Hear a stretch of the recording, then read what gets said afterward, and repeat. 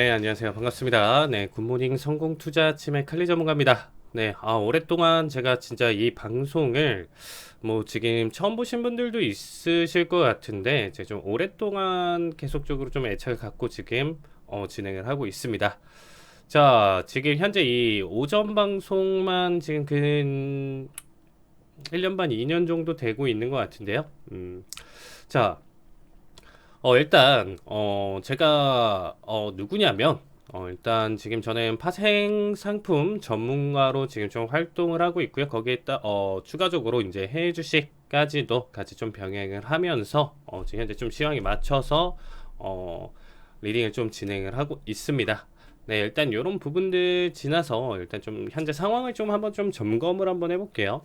자, 시장을 뭐 바라봤었을 때 뭐 사실상 좀 시장 대응 좀 오래 하셨던 분들이나 지금 뭐 시장 체크를 좀 잘 하시는 분들은 사실상 뭐 데일리로 매일매일 이제 뭐 체크를 하시는 부분들, 그리고 이제 큰 그림으로 이제 매크로 시황 같은 부분들을 좀 체크해서 이제 좀 잘 보실 텐데, 자, 어쨌든 좀 초보 분들한테 좀 입장에서 좀 맞춰서 한번 좀 설명드리도록 하겠습니다. 자, 일단은 리먼 사태 이후에 이제 이어진 양적 완화 상황이었었죠. 우리가 일단은 시장에 계속적인 달러가 과다 공급이 되면서 리먼 사태 때 이제 회수해야 되는 자금 자체가 코로나 쇼크 팬데믹이 터지면서 우리가 20년도에서 되려 추가적인 시장에 달러를 과다 공급이 됐습니다. 그렇기 때문에 어떠한 경제 상황이라든지 뭐 팬데믹 뭐 이런 부분들, 공급망 쇼크 이런 게 소화가 되지 않은 상황 속에서 지금 현재 증시만 20년도 초반에서부터 3월부터 해서 21년도 말까지 해서 근 2년 동안 지속적으로 오버슈팅이 계속적으로 나와줬던 시장이었었죠. 그래서 어쨌든 이러한 시장 속에서 지금 보시면 결론적으로는 회수해야 될 자금이 이 코로나 쇼크가 어떻게 보면 언발의 오줌 누기였던 거예요. 안 그러면 어쨌든 경제는 그 상태에서 박살이 나니까 어쩔 수 없이 단기간에 어떻게 보면 대응책이었는데, 그 결과가 9조 달러라는 말도 안 되는 자금을 회수해야 되는 상황. 이미 이전에 3조 달러였었는데 6조 달러를 추가적으로 더 풀어주면서 시장에 지금 현재 버블을 이끌었다. 그래서 각국의, 미국뿐만 아니라 전체적으로 각국의 코로나 경기 부양책으로 인해서 인플레이션이 심화가 됐었죠. 그래서 꾸준히 인플레이션에 대한 우려 지속됐었고요. 뭐 주택 시장, 그리고 뭐 버블, 뭐 달러 버블, 뭐 할 것 없이 이런 얘기가 계속 가져간 다음에 긴축이 시작된 거죠. 특히나 21년도에 이제 임기가 끝나가던 이제 파월 의장이 연임 전까지 이제 좀 미온적 대응으로 인한 인플레이션 심화가 더 가중되었다. 그래서 욕바지가 됐었어요. 그래서 이때 당시에 여러분들은 아시겠지만 시장이 계속적으로 소통한다, 시장이 충격 줄이기 위해서 비둘기파적인 얘기만 계속 했었었죠. 그래서 뭐 시장이 충분히 대응할 수 있게 우리가 뭐 인플레이션 이런 건 뭐 별로 중요하지 않아. 왜? 자동차, 중고차 시장에서부터 온 인플레이션은 뭐 차 가격이 5천만 원인데 얘가 아무리 올라봐야 네가 4천 언저리까지 올라가겠지라는 생각인 거예요. 그래서 그 이상까지 중고차가 한없이 올라갈 수는 없어.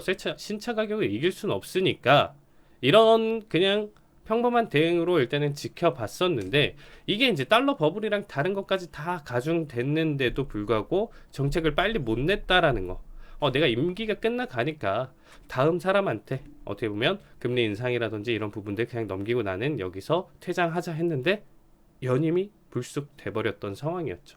그래서 어쨌든 임기가 끝나가던 파월 의장이 다시금 연임까지 하면서 앞에서 욕바지가 됐으니까 나는 인플레 파이터가 되겠다 하면서 올해는 특히나 정말 매파적인 발언을 계속적으로 시장에 내뿜으면서 충격을 어마어마하게 주고 있어요. 시장이 충격을 먹던 말던 지수가 빠지던 우리는 갈 길을 가겠다.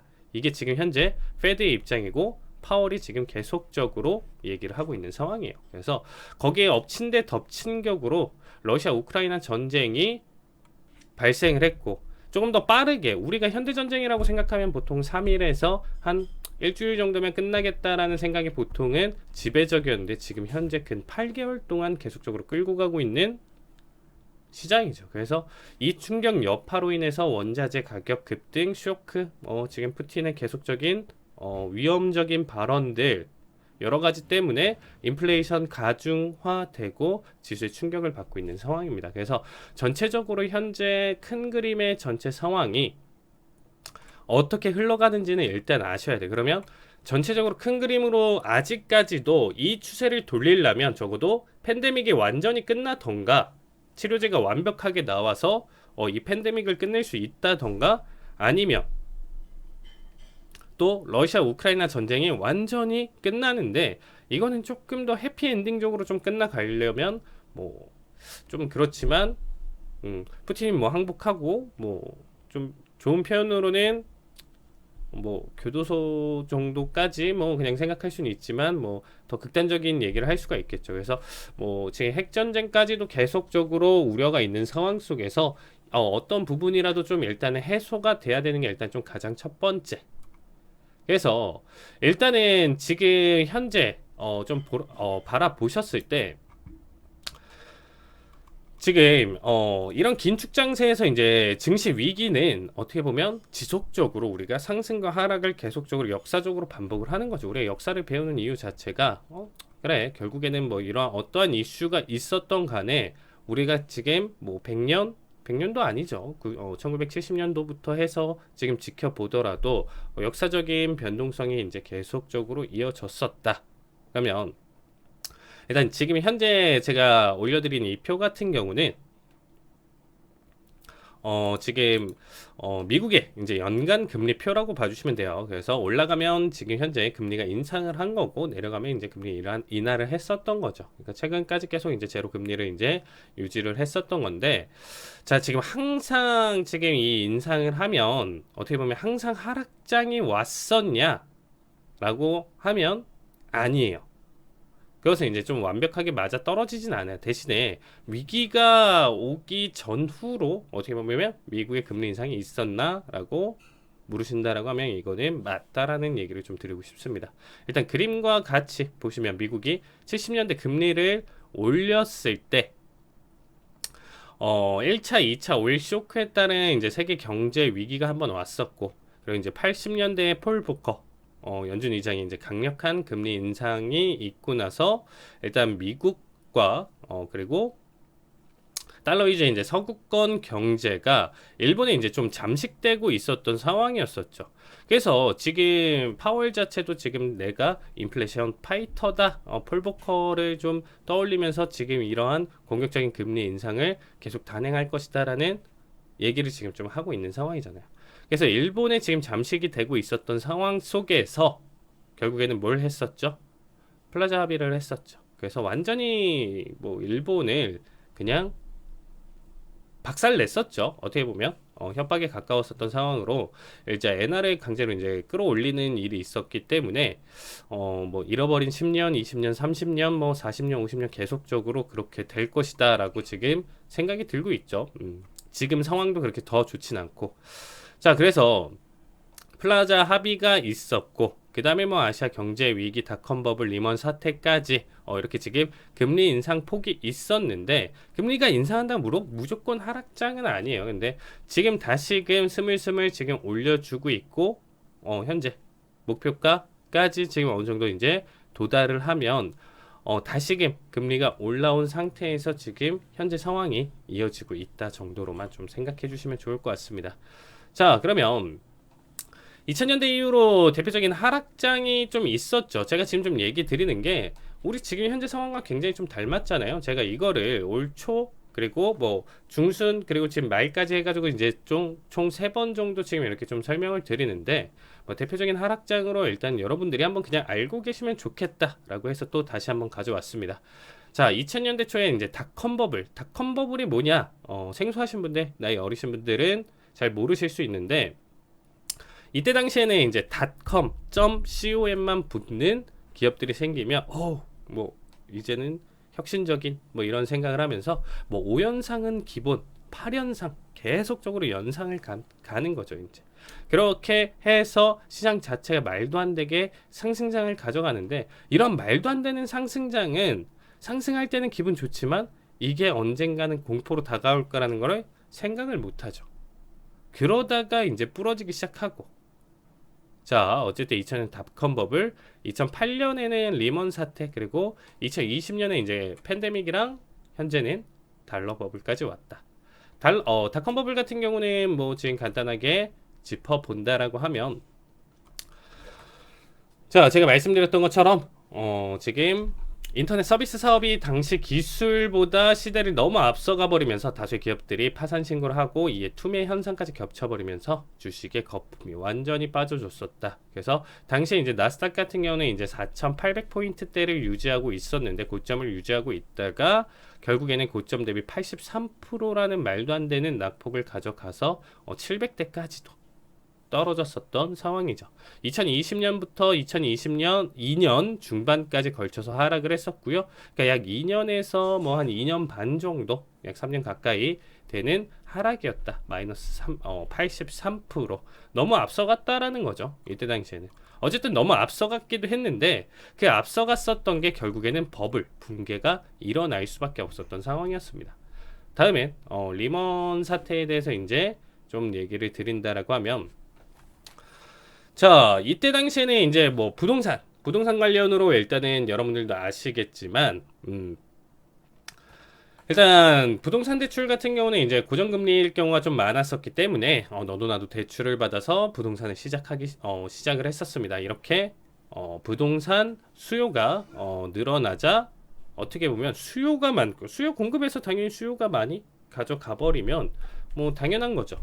수요가 많아 버리면 가격이 계속 천정부지로 이제 뛰는 상황이었는데, 일단 조금 기이한 상황이 벌어졌죠. 어떻게 보면 주택 가격의 이 인상 속도가 결국에는 이 이자율을 계속적으로 넘어오는 상황이 되고, 많은 사람들이 이자보다 가격이 높게 올라가고 계속 냅두면 올라가니까, 결국에는 뭐 내가 대출을 하건 못하건 해서 못 갚아버리면 그냥 집 팔아버리고 거기에 따른 뭐 차익이나 내가 조금 더 받아볼 수 있기 때문에, 어떻게 보면 투자의 개념으로 뭐 어떤 상황이든, 이때 당시에 여러분들도 아시겠지만 뭐 빅쇼트라는 영화를 보셨다라고 하면 뭐 집에 기르는 개, 고양이, 강아지 이름으로도 빌려주고, 뭐 노숙자 할 것 없이 너도 나도 빌려줬겠죠. 이제 그렇게 이제 막 하다 보니까 이 주택 가격이라는 것도 결국에는 생각해 보신다라고 하면, 어느 임계점에 도달을 하면 가격이 오를 수 있는 수치가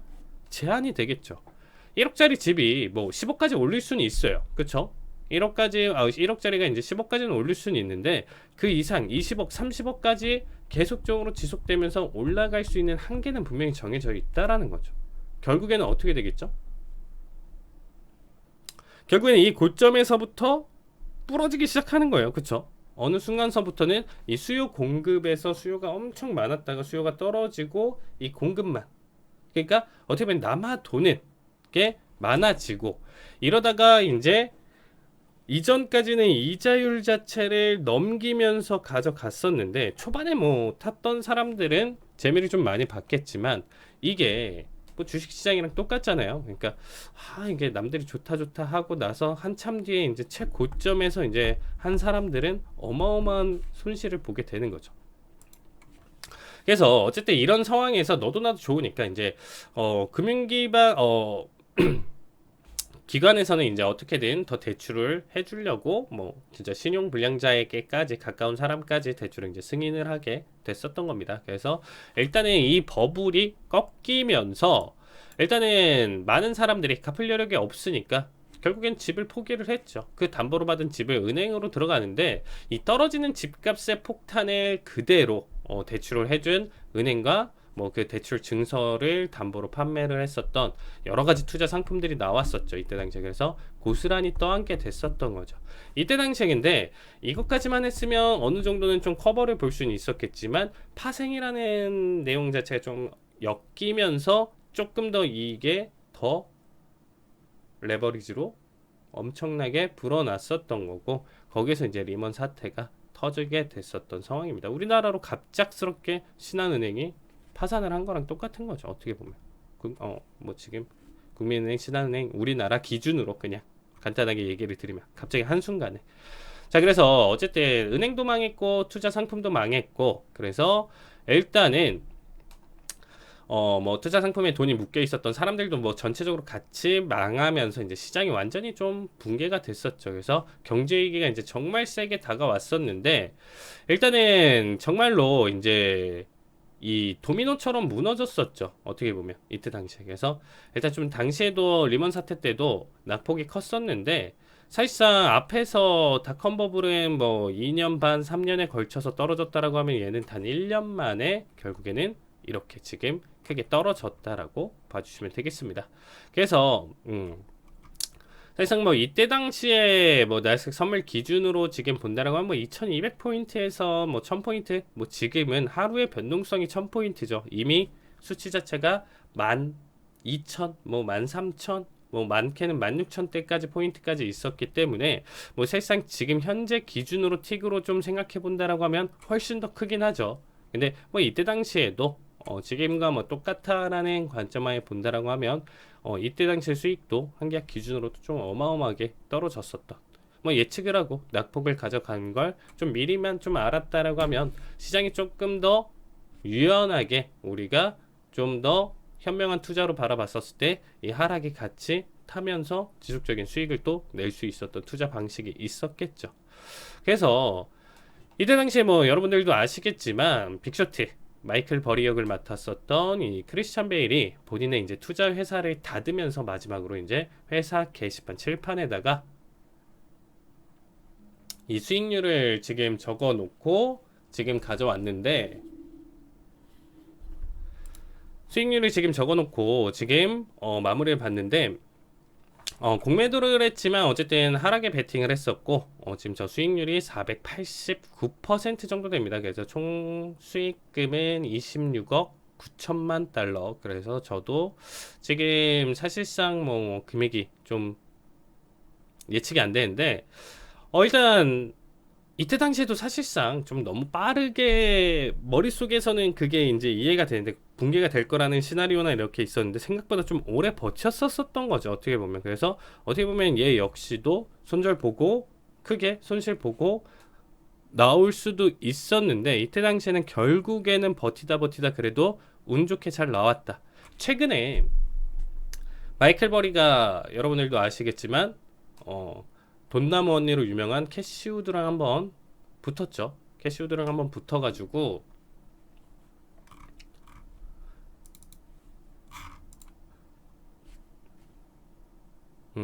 캐시우드랑 지금 한번 붙어가지고 작년 지금 딱 한 1년 전이었던 것 같아요. 1년 전에 붙어서 일단은 테슬라 공매도 하면서 시장의 붕괴를 미리 또 얘기를 했었는데, 그때 당시에 테슬라는 어땠나요?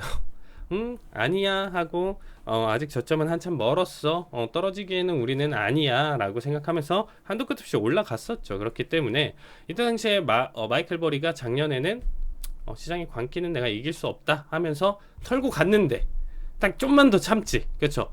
11월 중순 12월을 기준으로 해서 폭락했었던 시장 흐름을 지금 보셨다라고 하면 이때 당시에 좀 아쉽지 않았을까라는 생각이 들고 있습니다. 어쨌든 이때 당시에 너무 유명해서 어떻게 보면 숏 투자자의 뭐 대가로 지금 좀 볼 수 있는 게 마이클 버리죠. 그래서 이런 하락장에도 여러분들이 조금 더 현명하게 대처를 했다라고 하면 지금 얼마나 좋은 결과가 있었겠어요. 이번 올해 너무 그냥 다들 주식시장 곡소리 난다라고 지금 얘기를 하는데, 어느 정도 우리가 꼭 선물 투자만이 정답이 아니고 뭐 인버스 ETF나 이런 것들도 굉장히 종류가 많죠. 제가 인버스도 나중에 한번 또 다시금 좀 정리를 드릴 텐데, 섹터별로 정리를 할 수도 있고요. 당연히 지수에 대한 지수를 곱하기 1배, 2배, 3배 뭐 이런 식으로 가져갈 수도 있고, 아니면 부동산 관련으로 섹터로 아예 가져가면서 하락장에 제가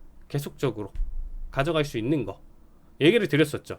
그래서 이 방송에서도 제가 지금 한 달 넘게 계속 강조드렸었던 거, 이따 좀 차트를 보여드릴 텐데, 일단 좀 지금 차트를 한번 또 보여드릴게요.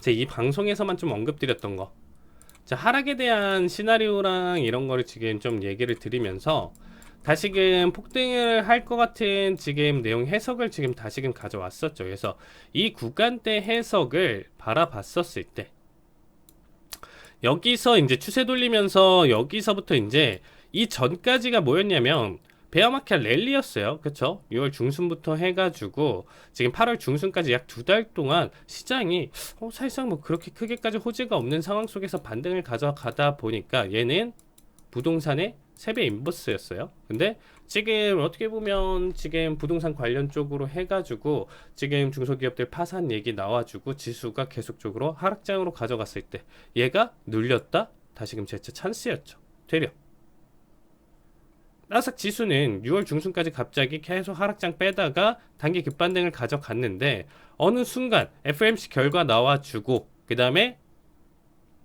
잭슨홀 미팅까지 가져가면서 그 다음에 바라봤어도 40 부근이었어요. 그래서 제가 이 방송에서만 지금 이 종목을 티커명이 DRV거든요. 이 종목만 제가 계속 피 터지게 설명을 드렸어요. 이거 40달러 초반, 40달러 중반이면 이거 계속 가져가면서 60에서 60 정도까지만 가져가더라도 수익률 50%죠. 40 중반에 잡았다라고 하더라도 30% 이상대의 수익률을 올릴 수 있기 때문에 이거 단기 수익률로 보더라도 이거 굉장히 매력적이다 라고 하면서 일단 좀 얘기는 드렸는데 방송에서 일단은 좀 저를 좀 믿고 봐주셨던 분들은 좀 잘 가져가셨을 거라고 보고 있습니다. 자, 뭐 차트로 지금 좀 본다라고 하더라도 얘는 한 59 정도 맥시멈 아무리 끌고 갔어도 얘는 제가 봤었을 때 65, 66까지였어요. 그러니까 뭐 69 결국에는 뭐 70 돌파까지도 보여주긴 했었는데 이 이상까지는 조금 힘들고 뭐 앞으로 남은 추세가 지금 더 상승에 대한 자리는 있겠죠. 지금 다시금 지수가 쿡쿡 빠지면서 넘어간다라고 하면 얘는 추가 상승은 있어도 지금 자리는 불안하죠. 40 초반에 잡았으면 얼마나 좋아요. 그쵸? 40 초반이 여기 구간이니까 이 구간대만 잡았어도 지금 뭐 포지션 홀딩 좀 줄여놓고 나머지 계속적으로 지켜봐도 좋은 거 이런 식의 투자 방법이 지금 굉장히 좀 현명하다. 단기가 됐던 중장기 포지션을 보더라도 지금 현재의 상황 속에서 이러한 관점으로 일단은 시장을 한번 좀 지켜보시는 게 좋다라는 얘기를 좀 드리고 싶습니다. 자, 다음은 그러면 닷컴버블 거의 근 3년 동안 떨어진 시장 흐름이었고요. 매도세, 리먼 사태 어떻게 보면 1년 그리고 코로나 팬데믹은 어떻게 보면 한 달 정도 쇼크를 받았었는데 이때 당시 증시 랠리를 다시금 강하게 가져갔었던 이유는 달러를 어마어마하게 풀어줬기 때문에 이때 당시 지속적인 상승으로 단 한 달 만에 하락을 가져갔다가 지금 들어 올렸죠. 근데 사실상 지금 시장 자체에서 그러면 한 달보다 더 줄어드는 거 아니야? 역사적으로 지금 계속 줄어들었으니까 라고 할 수 있는데 제가 봤을 때는 지금은 사실상 되려 2년에서 3년에 걸친 하락 장세가 나올 수도 있는 거예요. 그래서 횡보 또는 횡보하다가도 단기 반등 가져가더라도 결국에는 연저점 계속 깨는 또 하락 움직임 한번 또 보여줄 거고 그 레벨에서 또 횡보 장세 단기 랠리 보여주다가 다시금 또 꺾이는 장세 이렇게 좀 연출될 가능성이 있다. 그래서 지금 현재 상황은 나스닥 기준으로도 약 30%대 하락했고요. S&P 기준으로도 고점 대비 20% 이상 지금 하락한 상태입니다. 앞에서 리먼이나 닷컴버블 보시면 고점 대비 80%, 50%대 하락까지도 지금 아직은 보여주고 있지는 않은 상황이에요. 그래서 저는 저점을 추가적으로 조금 더 바라보고 있는 시점이에요. 그래서 아직까지는 조금 더 장기간에 걸쳐서 하락할 가능성을 둔다. 그래서 왜냐면 이제 2022년 아직 해결되지 않은 게 인플레이션 아무리 금리를 올려도 지금 도통 좀 잡히지는 않은 상황이죠.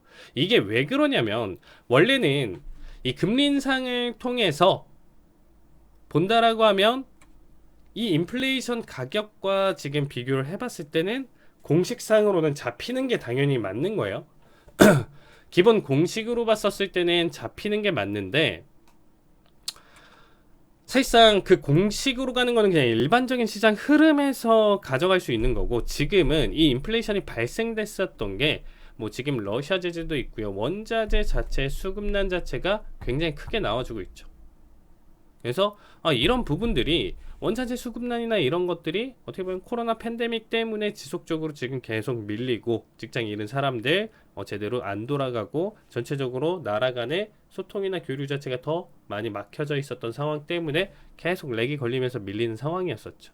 코로나가 풀린다라고 해서 단숨에 확 이전에 생산 못했었던 거 하루아침에 올릴 수 있는 것도 아니고, 얘도 시간이 좀 걸릴 수밖에 없는 거고, 러시아 제재 이것도 뭐 만약에 전쟁이 끝난다라고 하더라도 여파는 분명히 좀 더 남아 있을 거고요. 그래서 이 인플레이션에 대한 근본적인 이유 자체가 어떻게 보면 그냥 공식처럼 금리 올린다라고 해서 긴축을 통해서 가져간다라고 하더라도 단숨에 꺾일 수 있는 상황은 아니죠. 시간이 좀 걸릴 수밖에 없고, 그래도 이 공식은 절대 무시할 수는 없다. 그래서 고금리를 계속적으로 유지를 할 수밖에 없는 어쩔 수 없는 상황이라고 봐주시면 돼요. 어쩔 수 없는 상황인데 금리를 올렸다라고 하더라도 단기간에 내려오지 않는 정말 좀 힘든 시장 흐름이다. 그리고 긴축 경제죠. 어쨌든 금리 인상, 긴축 동시에 진행되고 있기 때문에 시장이 계속적으로 유동성을 공급했었던 이전 시장과는 다르게 시장의 공급이나 유동성을 지금 굉장히 많이 줄여주고 있는 장세이기 때문에 어쩔 수 없이 이것 때문에라도 떨어질 수밖에 없다. 그리고 결국에는 이 모든 앞에 있었던 내용들 때문에 경기 침체가 야기되고 유발이 된 상황에서 뭐 강달러에 지금 흔들리는 유럽, 중국 경제들 한번 좀 지켜보시면 지금 결국에는 미국만 탄탄하더라도 나머지 국가에서 물귀신 작전으로 지금 이렇게 계속 빨아 당길 수가 있어요. 그래서 지수가 상승 제한을 할 수 있는 요인들이 너무 많아요. 이 상황 속에서 지금 현재 지수를 지켜봐야 되는 거 정말 어렵죠. 그래서 제가 좀 말씀드리고 싶은 거는 투자를 한방향성, 상승에 대한 관점만 가지고 한방향성에서 우리가 기우제 지내듯이 가져가지 말라고 말씀드렸죠. 어떤 특정 상황 속에서는 손절도 냉철하게 하고 원칙도 그런 게 다 공부를 통해서 볼 수가 있고, 특히나 현재 시장이 랠리랑 하락이랑 이런 부분들이 어느 정도 시황과 지금 단기적인 이슈나 이런 부분들 좀 맞춰 가시면서 투자를 보신다라고 하면 뭐 100% 우리가 신이나 무당이 될 수는 없는 거죠. 어떻게 표현을 제가 드리면. 그래서 모든 타임에 상승과 하락을 다 맞출 수는 없지만 전반적인 파동 흐름 웨이브 정도를 조금 더 꿰뚫면서 본다라고 하면 적절한 구간에서는 내가 상승에 어떻게 보면 투자를 하고, 상승 타이밍에 그거에 맞춰서 투자를 하고, 어떤 하락 타이밍에서는 이 부분들 다 정리하면서 어떻게 보면 매도 비중을 조금 더 많이 높여가면서 숏배팅을 더 크게 가져가면서 수익을 끌고 갈 수 있게, 이렇게 좀 유연하게 지금 현재 웨이브를 계속적으로 파도를 좀 타야 돼요. 이게 시장이 20년도, 21년도 때 이제 수익을 크게 거두셨던 분들 같은 경우도 시장의 판도가 바뀌었으니까 언젠가는 다시금 그러한 대세 상승장은 다시 오겠죠. 근데 지금 단기간에는 조금 바라보기는 힘든 상황이다. 그래서 지금은 더 공부하시면서 이러한 지금 현재 파동을 느껴가시면서 이거에 맞춰서 지금 좀 대응하시는 게 저는 가장 좀 올바르지 않나. 그렇게 해서 내 시드머니 챙기고 아니면 뭐 짧게 계속 모아가는 수익들 잘 모아 가셨다가 결국에는 한 번은 다시금 대세 상승장이 왔었을 때 그때 잘만 올라타면 되는 거예요. 그렇죠? 그래서 그 상승장을 준비하기 전에 지금은 공부하는 타임. 그래서 양방향성으로 좀 대응하는 방식들을 좀 많이 익혀 주셨으면 좋겠습니다. 자, 그래서 제가 일단 좀 파생 전문가다 보니까 특히나 뭐 파생 상품에는 선물 선도, 옵션 수합 뭐 이렇게 있는데 일단 뭐 선물 기준으로 좀 보신다라고 하면 여러 가지 체크 포인트들이 있는데 이런 건 좀 넘어가면서 다음 강의로 일단 또 진행하도록 하겠습니다. 네, 2부에서 나머지 마저 설명하면서 가져가도록 하겠습니다.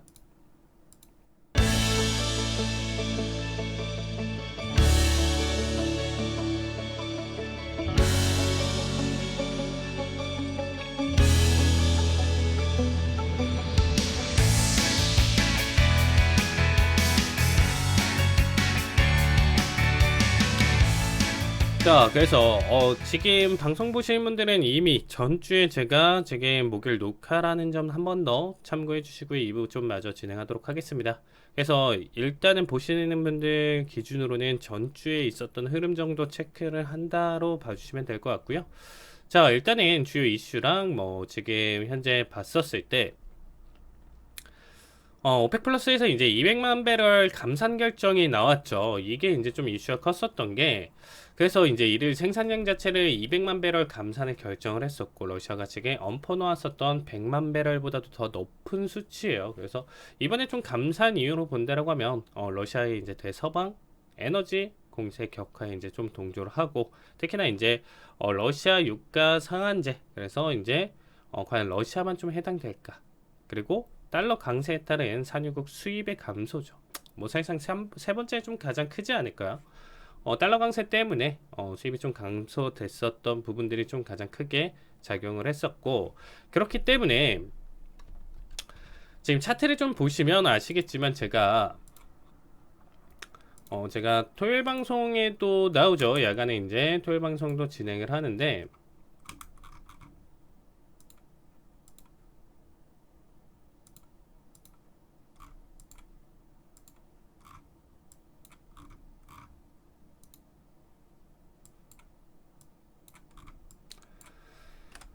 자, 제가 지난 방송에서도 지난주에도 이제 좀 언급드렸었던 내용들 지금 체크해서 보신다라고 하면,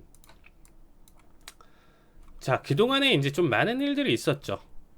이전에 일단 있었던 일들을 좀 체크를 해본다라고 하면, 여기 지금 현재 21년도에서부터 이제 제가 계속 100달러대 갈 것이다. 특히나 이제 60달러 초반대서부터 이제 계속 얘기를 드리면서, 이때 당시에도 사실상 선물로 들어가기에는 이 지금 롤오버도 그렇고 개인적으로 버틸 수 있는 변동성이나 금액대가 일반적이지는 않기 때문에 ETF를 좀 추천드리면서 유가 100달러대까지 한번 바라보면 수익률이 30에서 한 40%대까지도 올릴 수 있는 ETF를 소개해 드리면서, 제가 이때 당시에 이제 어떻게 보면 리딩을 했었어요. 결국에는 유가가 이제 100달러 선까지 도달을 했었던 거는 이유 자체가 이때 당시에 이제 작년에 라니나 현상 때문에라도, 그쵸?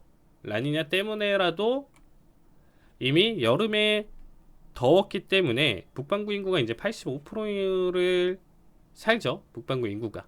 그래서 겨울철 대비를 기준으로 했었을 때 한번 이번에 기록적인 한파가 올 것이다. 그렇기 때문에 오일 수요가 굉장히 늘어날 것이고 결국에는 가격이 100달러대까지 들어 올릴 것이다는 일반적인 해석이었고, 거기에 전쟁까지 터지면서 유가가 단기간에 말도 안 되게 130대까지 오버슈팅이 나왔어요. 그래서 100까지는 인정을 하겠는데 100 이상은 좀 보기 힘들다라는 게 좀 지배적이었지만, 지정학적 리스크가 세게 발생을 하면서 결국엔 130달러라는 말도 안 되는 금액대까지 올라와 준 상황이에요. 그러면 이제 유가 기준으로 한번 보신다라고 했었을 때, 그러고 나서 단기 낙폭을 크게 130에서부터 보여줬고, 그러다가 이 구간 횡보가 굉장히 좀 길었었기 때문에 이때 당시에 이제 인플레이션을 가장 크게 유발을 했었던 자리고 내용이었다 라고 봐주시면 되겠습니다. 그래서 인플레이션을 유발했었던 가장 큰 요인, 그래서 저는 되려 이 구간대에서 이제 113 정도 됐었을 때 되려 유가의 하락, 누구는 이때 당시 리포트를 보신 분들은 아시겠지만 올해 중순이죠. 6월달 뭐 요때까지만 하더라도 리포트에서 이제 계속 얘기가 나왔어요. 뭐가 나왔냐면 유가가 뭐 200달러, 300달러대까지도 갈 것이다. 뭐 이런 리포트까지도 나왔었다라는 거죠. 근데 사실상 그거는 현실적으로 절대 말이 안 되고, 이때 당시에 정말 많은 노력을 했습니다. 바이든에서 그렇게 친환경 얘기를 하던 바이든 정부에서도 에탄올 함량을 비중을 높여가면서까지도 그게 이제 환경적으로는 안 좋지만 어떻게든 오일 가격을 낮추기 위해서 노력을 했었고요. 전략 비축률을 계속 풀고 지금 오펙 플러스 회원국들에게 계속 압박을 줬었죠. 이렇게 가다가는 다 죽는다. 전 세계 경제 다 죽으니까 유가 하락을 위해서 계속 생산량 늘려라 계속 얘기를 했었는데, 이때 당시 오펙에 있었던 회원국들이 어땠나요? 그래 올려줄게, 생산량 늘려서 우리 다 같이 한번 으쌰으쌰 하자 라고 말을 해놓고 뭐 얼마 이상 증산할게 하고, 뒤에서는 증산을 만약에 뭐 100만 배럴 한다라고 만약에 했다라고 하면 뒤에서 한 10만 5만 뭐 요 정도만 보여주고, 오히려 더 그 목표치까지 도달도 못하고 계속 까보니까, 해결가를 까보니까 되려 이전에 생각했었던 시장의 유동성을 지금 다 공급할 수가 없는 거죠. 당연히 공급량이 그만큼 늘어지면 내가 오일 국가 여러분들 입장에서 만약에 여러분들이 오일 부자예요. 사우디 왕자라든지 뭐 이렇게 좀 생각을 해보시면 답이 나오죠. 우리는 어떻게 보면 뭐 다른 사업도 하고 돈을 너무 많이 벌어서 괜찮지만 결론적으로는 돈이 나오는 가장 주된 요인이 이건데 결국에 이렇게 수요를 폭발적으로 우리가 일 더해서 임금 더 주고 해서 뭐 시추 작업서부터 더 많이 파내가지고 결국에는 생산량이 어떻게 보면 전체 매장량이 제한되어 있는데 굳이 이거를 더 파가면서 더 싼 가격으로 낮출 만한 요소가 있을까요? 아무리 생각해봐도 그래 세계 평화를 위해서 일할 수 있는 건 아니죠. 일단 내가 잘 살고 보면 되는 거예요. 인플레이션 발생하고 뭐 하면 우리는 그 벌어들인 수익 때문에라도 그게 더 초과를 하기 때문에 룰루랄라 할 수 있는 상황이죠. 근데 이때 당시 아무리 노력을 해도 유가가 잡히지 않다 보니까 결국에는 지금 월가 쪽에서도 그러한 리포트들 계속적으로 한없이 올라갈 것이다. 전쟁은 끝나지도 않고 푸틴 때문에라도 계속적으로 오일이 올라갈 것이다 라고 했었는데 저는 그 노력이랑 그 부분들 생각해 봤을 때 절대로 어떻게 보면 추가적으로 계속 오버슈팅 나오면서 상승보다는 결국에는 유가는 떨어질 수밖에 없는 구조다라고 생각했어요. 그래서 한 113달러 정도에서 2배 인버스로 대응을 했었는데 뭐 제 톡방에 지금 계신 분들 뭐 많이 아실 거예요. 그래서 이때 당시 이제 리딩을 해서 결국에는 이제 80 언더까지 사실상 목표는 70달러대까지도 보여주지만 80을 깨고 넘어오는 거 이 가격이 좀 가장 좀 중요 포인트 중에 하나가 뭐였냐면 이 80 초반 70을 이제 70 후반 이 가격대가 굉장히 지켜줘야 되는 가격 중에 하나예요. 왜? 결국에는 이 가격대가 유지돼야 셰일 업체나 지금 기준으로 봤었을 때 수익이 날 수 있는 그리고 이 이상으로 넘어가면 수익이 이제 좀 계속적으로 기하급수적으로 올라가겠죠. 그러니까 어쨌든 뭐 지금 현재 인플레이션이다 뭐다 하더라도 적어도 오일 가격은 이 80달러 선은 지켜줘야 되는 게 일반적이다라는 거예요. 그러다 보니까 결국에는 한도 끝도 없이 그냥 냅두다 보면 이게 지금 떨어졌었던 이유가 또 추가적으로 뭐가 있었나요? 경기 침체에 대한 우려, 수요가 그쵸? 떨어질 것을 지금 생각을 하면서 경기 침체 결국에는 생산이나 이런 부분들이 더 많이 기업적으로 계속 감소하면서 악순환이 반복될 때 수요가 많이 떨어진다라고 하면 결국에는 가격이 떨어질 것이고 그러한 부분들 때문에 지속적인 낙폭을 계속 가져갔었는데 결국에는 이 자리 값에서 강한 반등을 좀 생각할 수밖에 없었던 구조가 지켜야 된다는 거예요. 그래서 저는 여기 가격대에서 지난주에도 제가 따로 토요일날 방송하는 거 TV 방송 찾아보시면 밤 11시에 하는 팍스TV에서 하는 주잘백 방송에서도 정확하게 얘기를 드렸습니다. 그래서 이번 한 주 그쵸 9월 말부터 지금 10월 초까지 있는 그쵸 10월 초죠 10월 초 10월 초 그래서 이번 한 주의 움직임은 적어도 반등 상승을 좀 가져갈 것이고 그 상승은 지금 90 정도까지는 충분히 올라와 줄 수 있다 라고 예상을 했었는데 일단 고점이 88.6까지 올라왔어요. 그래서 아직 제가 생각했었던 어쨌든 너무 단기로 70 후반에서부터 또 단기 급등이 지금 또 보여주다 보니까 이런 모습인데 한 이 정도 보여주고 뭐 좀 더 올라갈 수도 있어요. 이슈는 지금 있으니까. 그러면 이거에 대한 예측이나 시나리오 자체는 결국에는 그쵸 저 가격 밑으로 들어가면 얘네가 난리칠 수밖에 없다라는 거죠. 이 가격에는 내가 못 팔아. 아이 그냥 줄여버리고 그냥 가격 올려놓고 있을래. 이렇게 되는 거죠. 뭐 경기 침체면 확 줄여버릴 거야. 뭐 이런 식의 어떻게 보면 지금 협박 아닌 협박으로 다시금 가격을 어느 정도 지금 방어하려는 움직임이 있는 거죠. 그래서 다시금 적정선 제가 생각하는 오일 움직임은 일단 뭐 70 후반대에서 80 초반대까지 계속 왔다 갔다 하는 게 좀 일반적일 것이고 이 가격대를 계속 유지하다가 경기 침체라는 단어와 내용 자체가 기업이 어떻게 보면 또 줄도산도 할 수 있는 거고 앞으로 경기 침체 더 심해진다라고 하면 그때 돼서야 70까지 초반까지도 위협할 수 있는 가격까지 내려올 것이라고 생각하고 있어요. 그래서 지금 현재 이렇게 얘네가 얘기하는 이유 자체는 이미 너무 많이 오일 가격이 떨어졌고 저 이상은 안 돼. 우리도 마진 안 남아.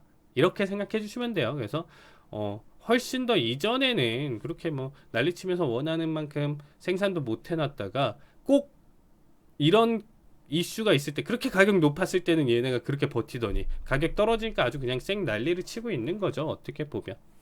그래서 어쨌든 즉각적으로 이제 반발했었던 미 행정부였고, 그래서 이 내용 자체가 근시안적 결정이라는 비판을 했었고, 그래서 이 발표 감산 내용 발표 직후에 전략 비축률을, 그러면 우리 미국이 1,000만 배럴의 이제 추가 방출을 지시를 했고, 그리고 이제 미국 내 생산량을 증가를 시켜서 가격 우리 이거 계속 다시금 또 한도 끝도 없이 올라가는 오일 가격 방어할 거야, 이렇게 미국과 오펙 간의 지금 싸움인 거죠. 그래서 이러한 내용 자체를 지금 어떻게 미 행정부에서 보여줬기 때문에 어제자라고 하면 수요일에서 이제 목요일 넘어가는 장세 흐름이었었는데, 그래서 어제자 이제 한도 끝도 없이 또 떨어지고 있었던 증시 자체가, 그쵸, 고점에 이제 680 뭐 요 정도였었는데, 뭐 380대까지 약 300포인트 가량 계속 한도 끝도 없이 떨어지다가 단기간에 큰 반등을 보여줬었던, 어떻게 보면 결정적인 이유였다라고 봐주시면 돼요. 그래서 이런 이유 때문에 이러한 지금 현재 지수 움직임 흐름을 지금 좀 나타내주고 있고, 지금 좀 다시 낮추세에 일단 좀 빠져주긴 했었지만, 어쨌든 이러한 V자 반등의 원동력이 되었었다 정도로 봐주시면 되겠습니다. 그리고 이제 지표가 좀 중요한데, 이번 비농 지표 뭐 지금 방송 보시는 분들 기준으로는 조금 더 빠르게 보실 거예요. 그래서 빠르게 체크를 하실 텐데, 결국엔 시장 자체가 지금 어떻게 해석을 하냐면,